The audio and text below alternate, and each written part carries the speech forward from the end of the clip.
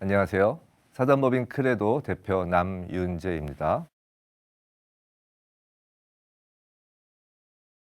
먼저 차별금지법에 관련된 그 법안, 각 법 조문으로 들어가기 앞서서 이 차별금지법이 단지 교회만의 문제가 아닌 것을 먼저 말씀드리며 시작하고자 합니다. 이 차별금지법에 대해서 지금 교계에서 많은 우려와 또 걱정을 하는 그 이유가 단지 교회의 존립 그 자체, 그 문제뿐만이 아니라 이 법안이 갖고 있는 독소적인 그 요소들로 인하여 우리나라 이 사회가 혼란에 빠지고 또 우리 자라나는 청소년들과 자녀들에게 나쁜 영향을 미칠 수 있는 그런 법안이기 때문에 저희가 이 법에 대해서 반대를 하고 있음을 알려드리고자 합니다.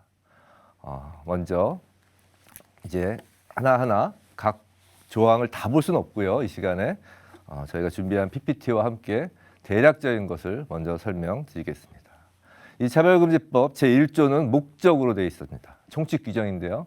그 목적을 보면 헌법 제11조 1항 이 법은 먼저 목적을 보면 이 법은 정치적, 경제적, 사회적, 문화적 생활의 모든 영역에서 차별을 금지하고 차별로 인한 피해를 효과적으로 구제함으로써 헌법상의 평등권을 보호하여 인간으로서의 존엄과 가치를 실현함을 목적으로 한다라고 하고 있습니다.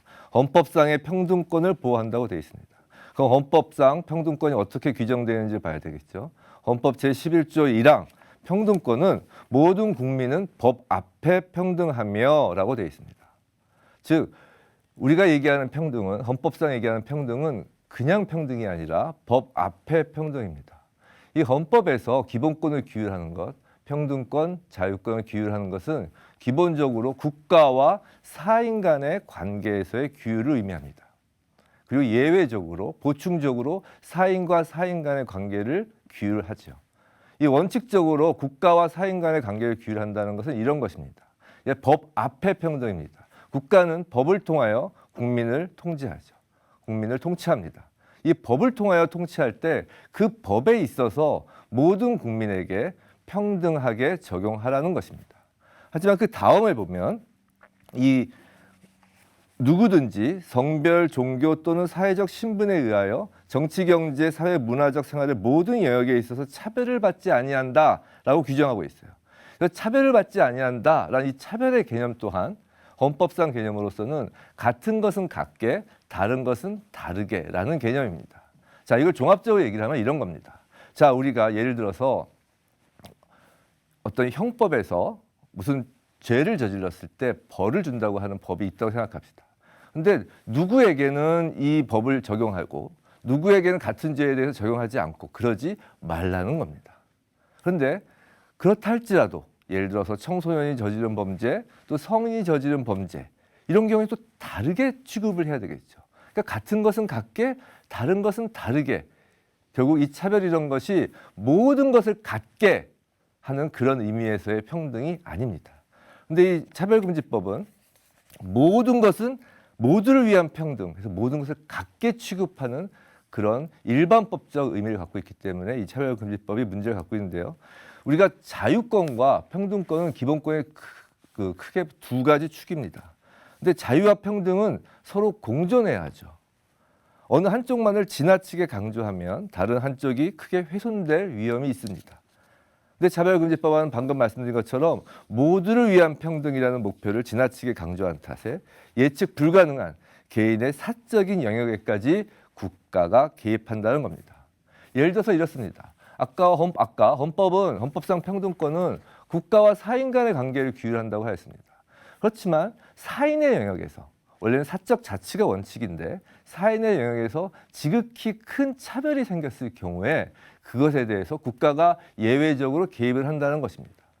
그리고 그 예외적인 개입은 그 개입이 필요할 정도의 그런 사례가 축적돼 있을 경우에 가능한 것입니다. 예를 들어서 남녀 고용평등법이라든가 외국인 관련된 법률이라든가 장애인과 관련된 법률이라든가 그런 것들은 역사적으로 그리고 우리가 그 산업화에 거치면서 또 문화가 개방되면서 많이 그 차별이 노출됐던 것들입니다. 그런 것들을 개별적으로 법률로 제정을 한다는 것입니다. 근데 이 포괄적 차별금지법의 문제점은 그럼 개별적인 사례에 대한 고려 없이 모든 것을 일반화하여 차별금지법으로 규율하고자 한다는 것입니다. 그것이 헌법에서 얘기하는 평등권, 차별금지에 대한 개념과도 서로 상치되는, 모순되는 내용의 법이라고 할 것입니다. 자, 차별금지법 이제 구체적으로 그 용어에 대해서 한번 살펴보겠습니다. 제2조인데요. 2조에는 정의 규정이 있습니다. 모든 법은 그 법에서 쓰는 용어에 대한 정의를 규율하는 조문들이 있습니다. 근데 그 1조를 보면 성별이란 해서 여성, 남성, 그 외에 분류할 수 없는 성이라고 하고 있습니다. 그래서 문제가 되는 것이 그 외에 분류할 수 없는 성이라고 하여 여성과 남성 이외에 다른 성을 규정하고 있다는 것입니다. 근데 헌법에서는 남성과 여성만이 성별에 해당한다고 규정하고 있습니다. 당연히 그렇기 때문에 성별을 정의하는 새로운 법률은 필요하지 않고 이 헌법을 무시하고 그 외에 분류할 수 없는 성이라는 새로운 성별을 만드는 것은 위헌입니다. 헌법에서 예를 들어서 보면 현행 헌법은 그 근로 영역에서는 여성의 차별을 금지하고 있습니다. 헌법 32조 4항이에요. 또 국가가 여성의 복지와 권익의 향상을 위해 노력하여야 함을 명시하고 있습니다. 헌법 34조입니다. 또 혼인과 가족 생활이 개인의 존엄과 양성의 평등을 기초로 성립한다고 천명하고 있죠. 헌법 36조입니다. 이처럼 헌법은 성이라고 했을 때는 여성과 남성만을 상정하여 규정하고 있는데 그보다 하위법인 차별금지법에서 그 외에 분류할 수 없는 성이라고 하여 제3의 성을 규율하는 것은 이 자체로도 헌법에 반하는 내용이라 하지 않을 수 없습니다. 또 그 정의 규정을 보면 성적 지향과 정체성이라는 얘기가 나옵니다. 근데 이 성적 지향이라는 그 용어 자체가 법으로 규정하기에 매우 애매하고 주관적이고 불확정적인 개념이라는 문제가 있습니다. 자, 성적 지향, 감정적, 호의적, 이끌림, 개인의 가능성, 인식, 표현, 인지 이와 같은 그 용어 자체가 매우 주관적이고 내면적이며 불확정적인 개념이라는 것입니다. 우리가 법을 제정할 때는 제3자가 객관적으로 알 수 있고 확정적으로 규정을 할 수 있는 것이어야 함에도 불구하고 이렇게 개인의 내면적인 것을 법에 규율함으로써 결과적으로 어떤 그 나의 내심의 의사에 따라서 비난할 수 있고 역차별이 또 암암리에 발생할 수도 있습니다. 예를 들어서 성소수자임을 자처하는 사람들이 있다면 실제 성소수자가 아님에도 불구하고 성소수자임을 자처한다고 한다면 그거에 대해서 외부에서 알 수 없는 상황에서 그에 대한 오히려 피해를 입을 수 있다라는 겁니다. 자, 차별금지법의 적용 대상을 한번 보겠습니다. 이제 제3조인데요. 차별금지법의 적용 대상은 무려 23가지가 됩니다. 이 23가지를 다 열거하자면 우리가 거의 빠져나갈 곳이 없습니다. 또 적용 영역도 고용과 재화 용역, 직업훈련 기관에서의 교육훈련, 교육과 직업훈련, 또 재화 용역 시설, 행정 서비스 등 우리의 모든 생활 영역이 그 적용 영역이 된다고 할 수 있습니다. 우리의 기존 헌법재판소에서는 각각의 사안에서 차별에 대해 합리적인 이유가 있는지를 보며 위헌 여부를 살피고 있습니다. 즉 법으로 제지할 경우에는 국민의 행복 추구권, 또 경제, 양심, 종교 등의 자유가 위축될 위험이 있기 때문에 개별적으로 법에서 정하라고 하고 있는 것입니다. 이렇게 수십 년간 헌법재판소에서 이런 판단 기준만을 둔 이유는 헌법재판소에서는 그래서 개괄적인 판단 기준만을 두고 있죠. 이렇게 한 이유는 어떠한 일이 차별인지 여부는 결코 그 각각의 사안에서 쉬운 문제가 아니기 때문입니다. 하지만 차별금지법안에서는 국민의 생활 영역 거의 전부로 대상을 확대하고 있습니다.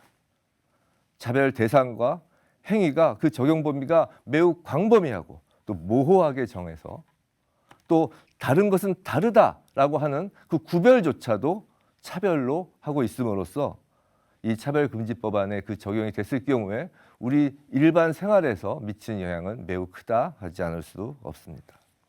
또 만일에 이런 내심의 의사, 우리의 가치관까지 차별로서 제한을 할 수 있다면 특정 가치관을 가진 권력 집단이 이 차별이란 개념을 독점함으로써 또 다른 차별, 역차별이 발생할 위험이 있습니다. 또 이 법의 문제점은 제9조에서 보면 9조 이하에 국가 및 지방자치단체 등의 차별 시정 의무라는 항목에서 제6조 이하 쭉 각 국가기관이 국가인권위원회의 그 결정과 이 규정을 따르게 되어 있습니다. 근데 국가인권위원회는 헌법상의 기관이 아닙니다. 단순한 법률상 기관입니다. 근데 헌법상 기관이 행정각부장은 헌법상 기관인데요. 국무위원으로서 이런 헌법상 기관까지 국가인권위원회에게 종속되는 우리 통치기구상의 매우 위헌적인 요소를 갖고 있다 하지 않을 수 없습니다. 차별금지법에서는 국가인권위원회에 최고의 권력을 부여하고 있는 것입니다. 이 차별금지법이 헌법과 민법 등 기존 법률 및 조례보다 위에 있게 되고요. 또 국가 및 지방자치단체 일개 기관이 통제하게 되고요. 이를 견제하는 장치도 전혀 없다는 사실이 매우 위헌적이라 할 것입니다. 자, 이제 구체적으로 이 차별의 영역에서 특히 고용 부분에 대해서 한번 보겠습니다. 우리가 근로관계에 있어서 차별을 금지하는 내용인데요. 이미 근로기준법과 남녀고용평등법 등 그 노동관계 법령에 규정하고 있습니다. 그런데 특별히 이 차별금지법에서 얘기하는 이 근로관계에 있어서는 그 근로기준법상 5인 이상 사업자를 그런 제한도 없고요. 모든 경제활동을 다 규율하고 있는 문제가 있습니다. 그리고 이 사용자에게 입증 책임을 주고 있어요. 그래서 사실 이걸 한번 생각해 봅시다. 우리가 경향기업이라는 게 있어요. 이게 뭐냐면 정당이나 종교단체와 같이 특정 사상 이념이 있는 경향사업이라는 것이 있습니다. 이게 법적 용어인데요. 이런 경우에는 다른 가치관을 가지는 자에 대한 어떤 채용을 거부하거나 해고하는 것이 가능하도록 우리 판례가 형성되어 있습니다. 그런데 그런 것이 불가능해지는 거죠. 즉 경향기업 같은 경우에 그 경향성을 유지할 수 없는 또 다른 차별이 생긴다는 겁니다.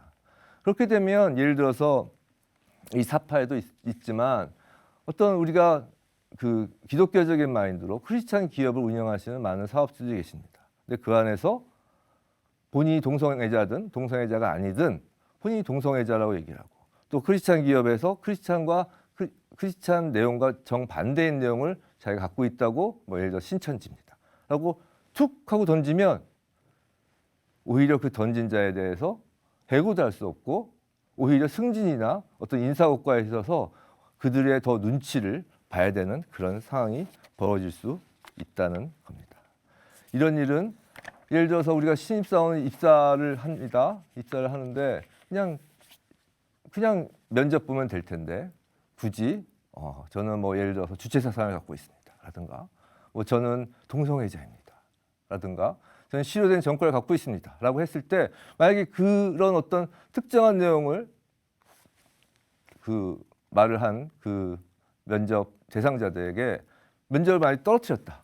근데 그들이 자신의 그런 성향 때문에 떨어졌다고 주장을 한다면 그게 아니라는 것에 대한 입증 책임이 사업주에게 있다는 겁니다. 매우 아이러니한 상황이 벌어질 수 있다는 거죠. 또 재화 용역 등의 공급이나 이용에서는 또 어떤 문제가 있을까요? 우리 생활의 대부분의 영역이 재화 용역 등의 공급이나 이용과 관련이 있습니다. 차별금지법안은 우리 생활에 대한 아주 세밀한 고려 없이 재화 용역 등의 공급이나 그 이행에 있어 규제를 하고 있죠. 특히 일반 사기업의 그 이윤 추구 방식의 자유 및 창의성을 심각하게 제한할 수 있습니다.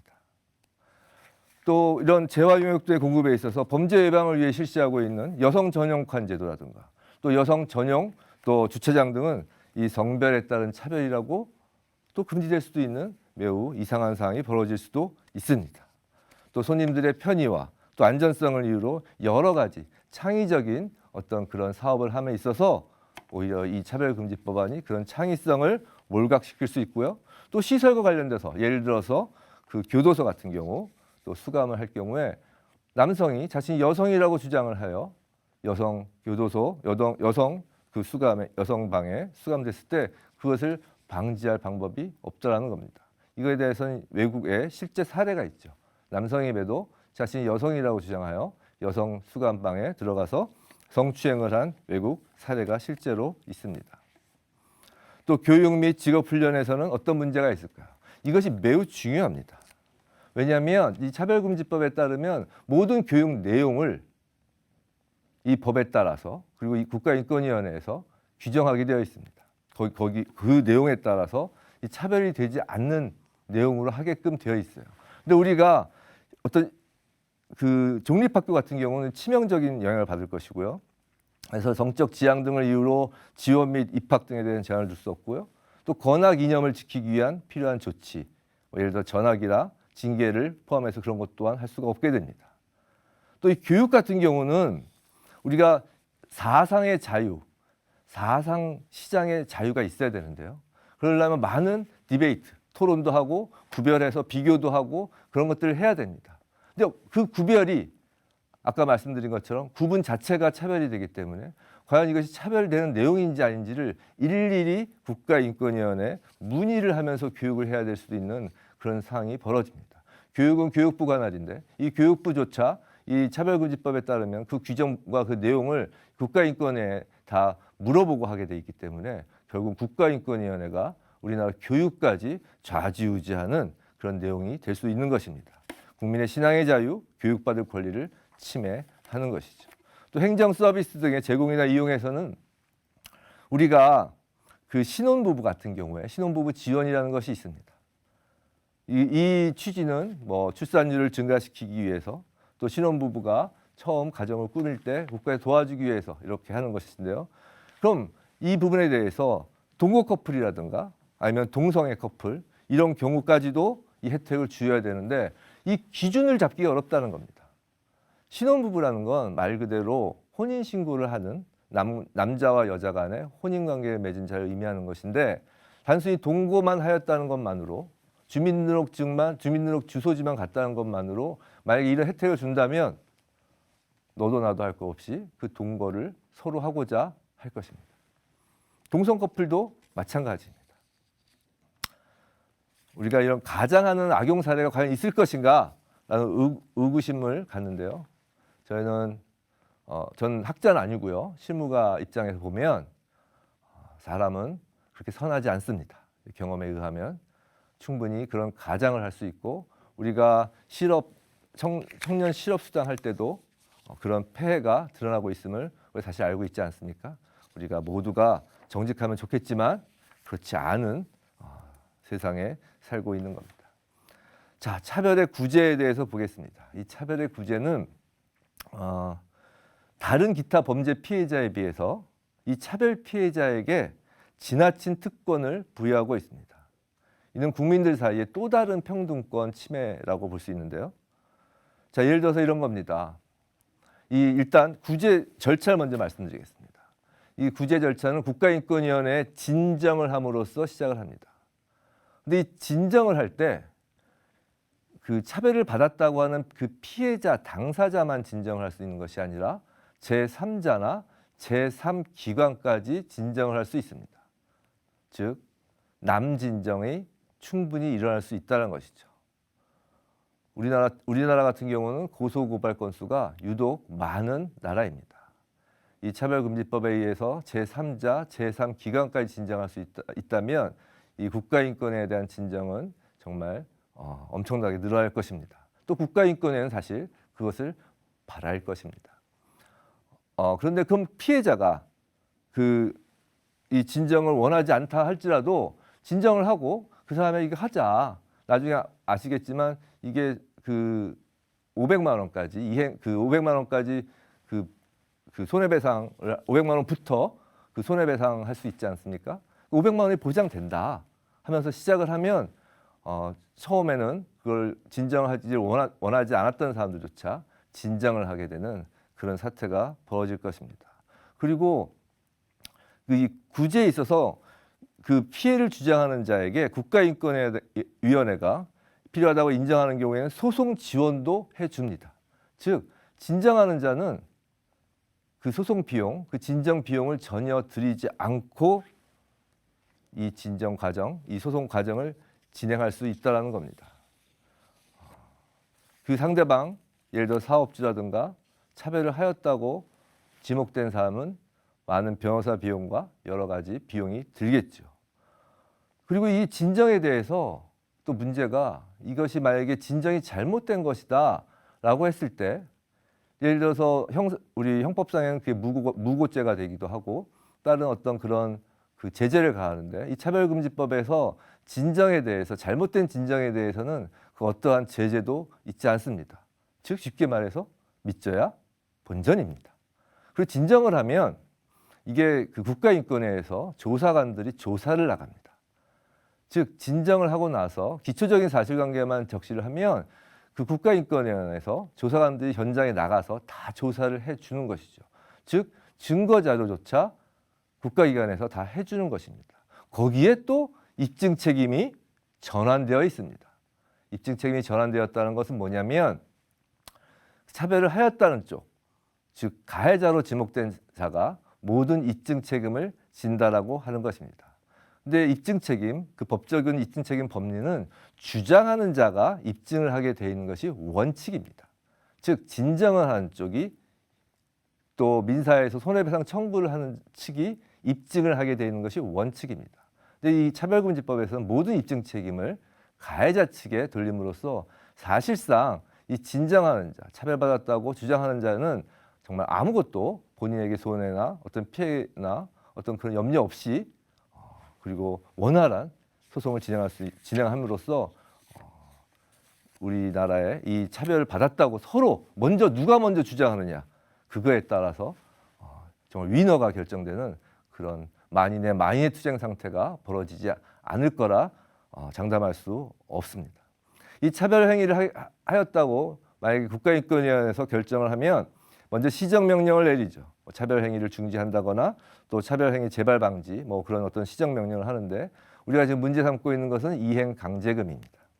시정명령을 이행하지 않은 자에게 3천만 원 이행강제금을 부과할 수 있죠. 3천만 원 이하. 그런데 이것을 반복해서 부과할 수 있다는 것입니다. 이 이행강제금 결국 국가인권위원회가 많은 진정 가운데 특별히 어떤 기업이나 어떤 자신과 다른 가치관을 갖고 있는 그 단체에 그 이행강제금이라는 수단으로 그들을 압박할 수 있는 그런 도구로 사용될 수 있습니다.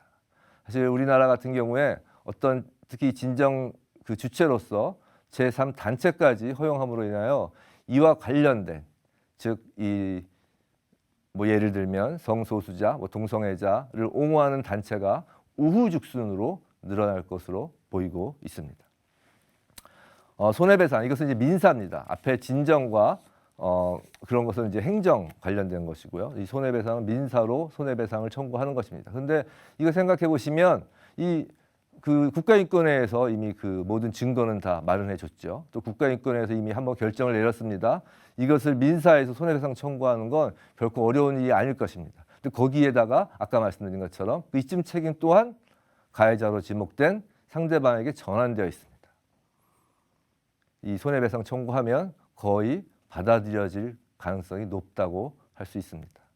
또 이것이 그 징벌적 손해배상으로 최소 500만 원부터 시작합니다. 일단 500만 원 일단 시작하고 보는 겁니다. 속칭 파파라치가 없으란 법이 없는 것입니다. 이 법에서 특히 고용 관련돼서 매우 독특한 조항이 있는데요. 이 정보 공개 의무입니다.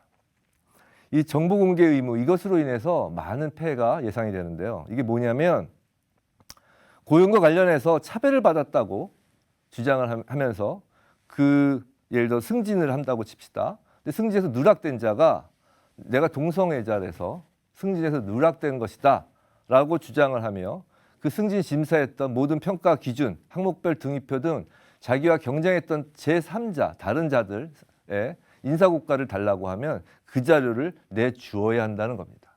그것을 내주지 않으면 그 내주지 않은 것 자체가 차별로 추정됩니다. 그렇다면 동일한 경쟁 선상에 있을 때 예를 들어서 난 동성애자입니다 라고 밝히는 자가 있다면 기업주 입장에서는 그 사람을 승진시키지 않고 다른 사람을 승진시킬 땐 이런 어떤 정보 공개에 대한 그 의무에 대한 부담감을 갖고 또 다른 경쟁자조차도 굳이 자신의 개인의 정보까지 노출될 위험 가지고 그 사람과 경쟁하는 것을 마땅치 않게 여길 것입니다. 피하려고 할 것입니다. 이런 사례는 사실 우리가 너무 심한 것이 아니냐라고 얘기를 하지만 그렇지가 않습니다. 이 법의 그 취지 자체가 소수자를 차별을 보호한다는 것이기 때문에 오히려 이런 소수자를 더 많이 양산을 하겠다라는 취지를 갖고 있습니다.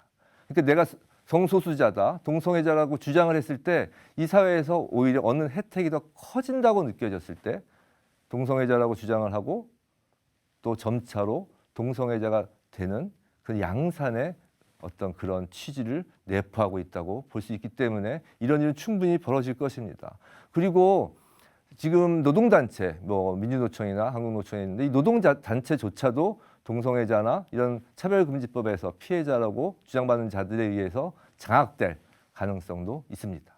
왜냐하면 모든 단체, 법에서 규정하고 있는 모든 단체가 다 그 대상이기 때문에요. 뭐 비영리 단체도 마찬가지고요. 결국은 이 차별금지법안은 사회의 헤게모니 싸움으로 넘어가는 그런 이상한 법이 될 가능성이 높습니다.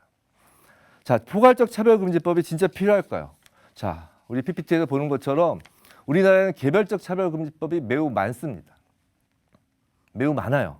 뭐 양성평등기본법, 남녀고용평등법, 또 경력단절 여성법, 장애인 차별금지법, 장애인 편의법, 뭐 외국인 고용법, 문화다양성법, 근로기준법, 어린이 청소년 인권조례, 막 학생인권조례 엄청 많습니다. 개별적 입법이 이렇게 많아요. 그런데 왜 포괄적 차별금지법이라는 이름으로 차별금지법의 일반적인 법을 만들려고 할까요?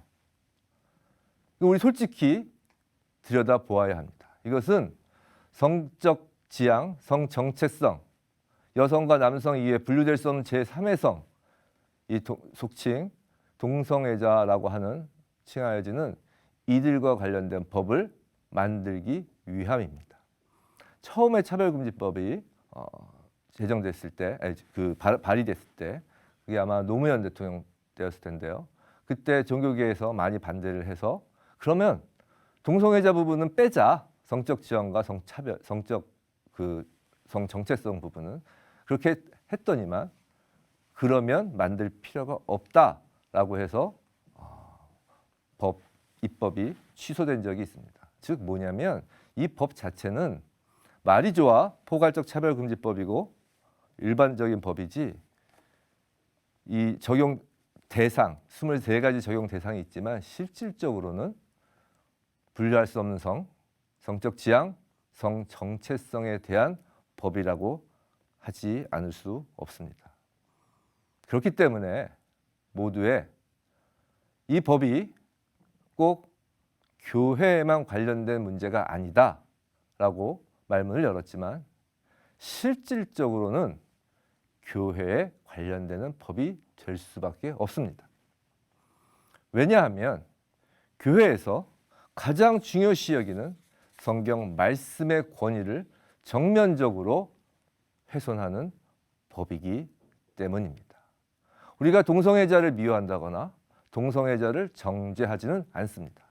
하지만 동성애 그 행위 자체가 분명 구약과 신약을 통틀어서 그것이 하나님께서 말씀하시는 죄라는 것이 성경의 명문으로 되어 있는 상황에서 그 성경의 명문으로 되어 있는 것을 쉽게 얘기하면 이겁니다. 우리가 뭐 불교 경전이 있습니다. 그 불교 경전에 뭐 하나 글자 고치라고 법에서 만들 수 있습니까? 종교의 자유 그 측면을 생각해도 그럴 수 없는 것이죠. 정교 분리 입장에서도 그럴 수 없는 것입니다. 하지만 이 법은 직접적으로 성경 그 말씀이 틀린 것이다 라고 하는 것입니다. 그렇기 때문에 이것은 교회의 문제가 될 수밖에 없습니다. 하지만 그럼에도 불구하고 교회가 차별금지법을 반대하는 이유는 이 세상이 이 법으로 인하여 얼마나 혼란스러워지고 또 우리의 자라나는 청소년들이 얼마나 잘못된 길을 걸을 것인가를 너무나 명확히 알고 있기 때문에 그것을 반대하는 것입니다.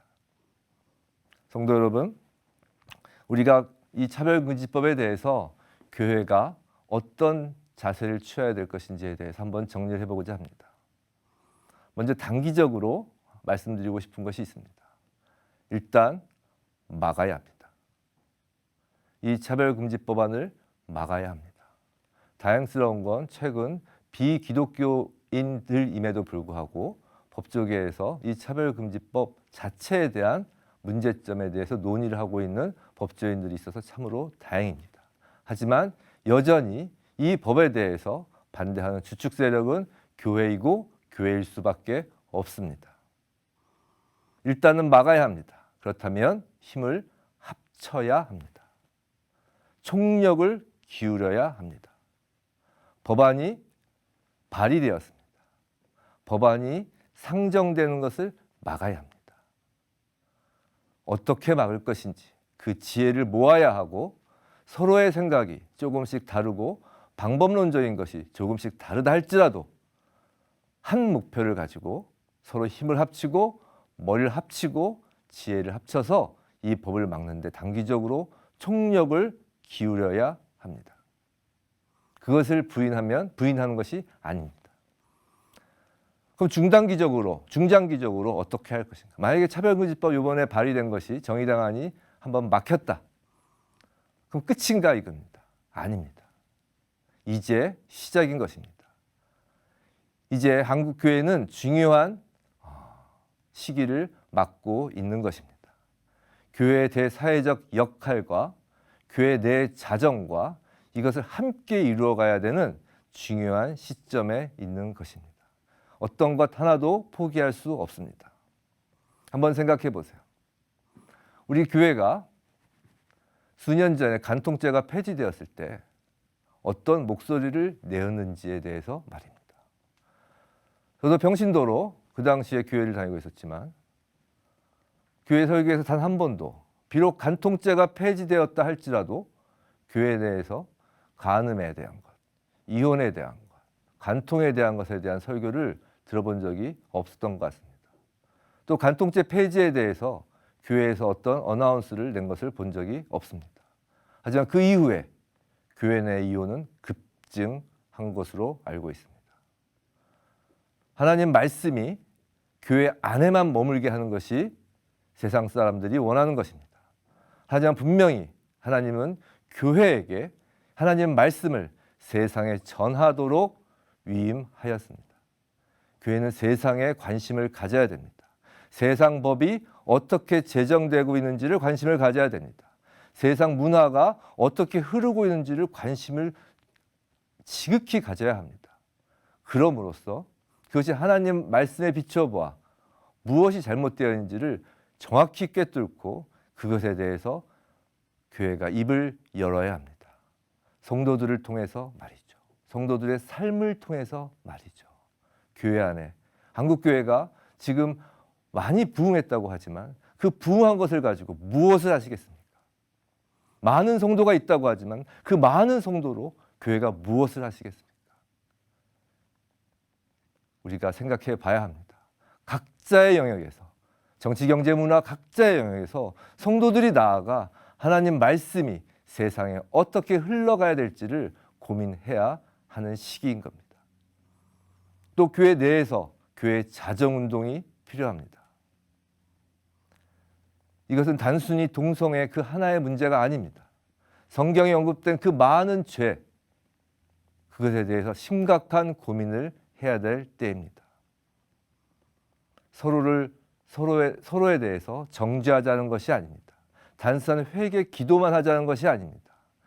교회 내에서 이거에 대해서 어떻게 하면 우리 자신들 그리고 우리 다음 세대들에게 바람직한 예를 들어 성문화라든가 가족이라든가 결혼이라든가 임신이라든가 생명이라든가 성경적 가치관에 대해서 우리 교회 내에서 얼마나 많은 고민과 또 자정이 있었는지를 되돌아봐야 될 때입니다.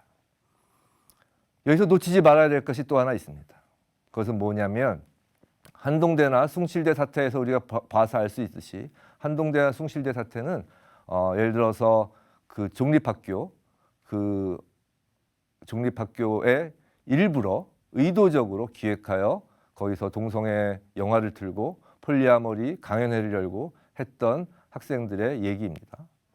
국가인권위에서 당연히 차별이라고 판단을 해서 시정 권고를 하였죠. 그런 것을 본 것처럼 이 차별금지법안이 제정되고 또 제정되기 전이라도 교회는 늘 그런 위험에 노출되어 있습니다. 목자는 양을 지키는 자입니다. 교회엔 분명히 늑대의 탈을 쓴 양이 있습니다. 단순히 신천지나 그런 이단뿐이 아닙니다. 특히 차별금지법이 통과된다면 교회에는 의도적으로 교회를 붕괴할 의도로 접근하는 사람들이 분명히 있을 것입니다. 그에 대한 대책을 미리 마련해 두어야 합니다. 단순히 사랑과 은혜로 그것을 해결할 수 있는 것이 아닙니다. 매우 뱀처럼 지혜롭게 그 부분에 대해서 우리가 고민해보고 교회법과 여러 관계 규정들을 정비하면서 그런 어떤 악의적으로 접근하는 세력들을 교회 세력들로부터 교회를 보호하는 그런 방안을 모색해야 될 때입니다.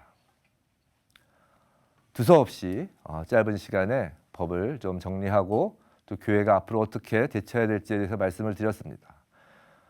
어찌 보면 지금 이 시대가 오히려 우리 그리스도인들에겐 복받은 때입니다.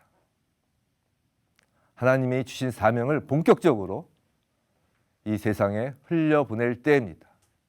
하나님이 세우신 교회를 본격적으로 지켜낼 때입니다.